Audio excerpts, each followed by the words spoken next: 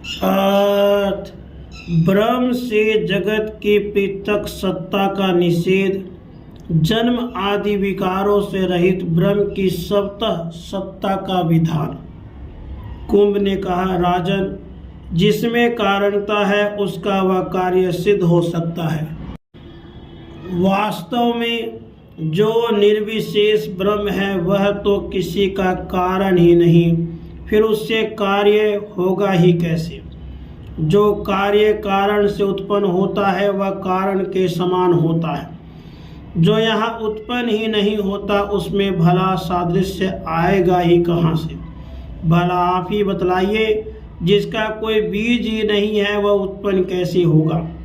जो वस्तु अतर्क के अगम्य और निर्विशेष है उसमें बीजता ही कहाँ ठहरेगी?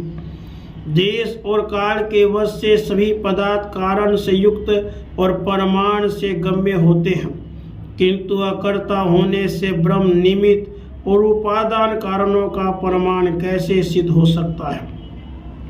क्योंकि कर्ता कर्म और कारण शून्य कल्याण में परमात्मा में कारणता नहीं है, इसलिए जगत शब्दार्थ ज्ञान का वह कारण नहीं हो सकता। इसलिए राजन, जो सत्य स्वरूप निर्विशेष ब्रह्म है वह मैं ही हूँ, इस प्रकार आप निश्चय कीजिए। यह प्रतीति होने वाला जगत अज्ञानियों के दृष्टि में ही सत्य है, क्योंकि वह एक अद्वितीय चिन्मय अजर और शांत निर्विशेष ब्रह्म ही वास्तव में प्रमाणित है। किंतु अलाद चक्र के समान ब्रह्म आकृति जो यह जगत चित आदि दिखाई देता है वह मृग तृष्णा जल दृष्टि दोष से दो चंद्रमा आदि की भ्रांति तथा बाल कल्पित प्रेत आदि की भांति है। जो जगत सर्वथा ब्रह्मात्मक है वह भला सत्य नाम से कैसे कहा जा सकता है? अज्ञान जनित भ्रांति ही अंतःकरण आदि और चित्त आदि शब्दों से कही जाती है।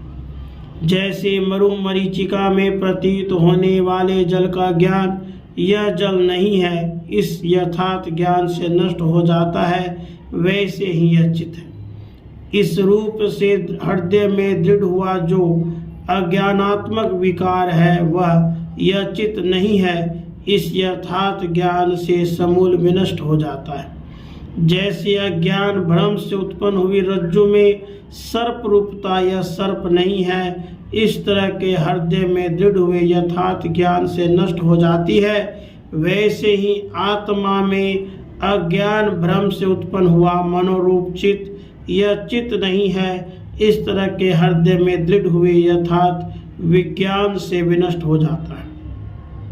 मन, बुद्धि, चित्त, अहंकार आदि सारे पदार्थ हृदय में अज्ञान से उत्पन्न हुए हैं।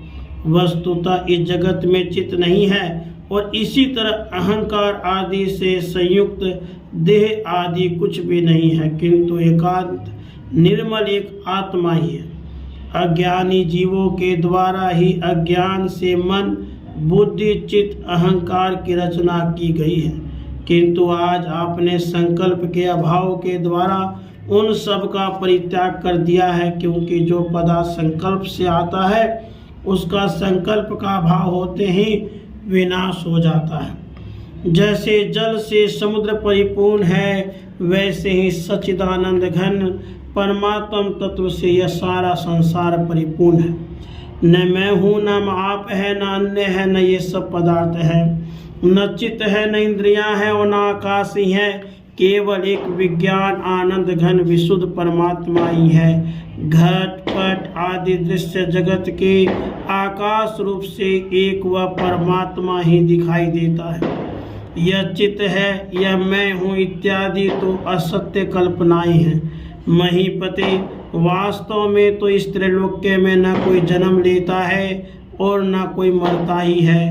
सत और असत भावना रूप या केवल चेतन का संकल्प मात्र है। जब वास्तव में एक सर्वात्मक व्यापक ब्रह्म परमात्मा ही प्रकट है, तब द्वित्व और एकत्व कैसे रह सकता है और कैसे संशय तथा भ्रम ही रह सकता है? मित्र, केवल निर्मल अनंत परमात्मा स्वरूप आपका न तो कोई विनष्ट हो सकता है और न कुछ बढ़ ही सकता है, क्योंकि जो अजन्मा अजर अनादि अद्वितीय विशुद्ध सदा एक रूप चिन्मय संकल्प रहित सत्स्वरूप वस्तु है, वही परमात्म तत्व है। राधे कृष्ण।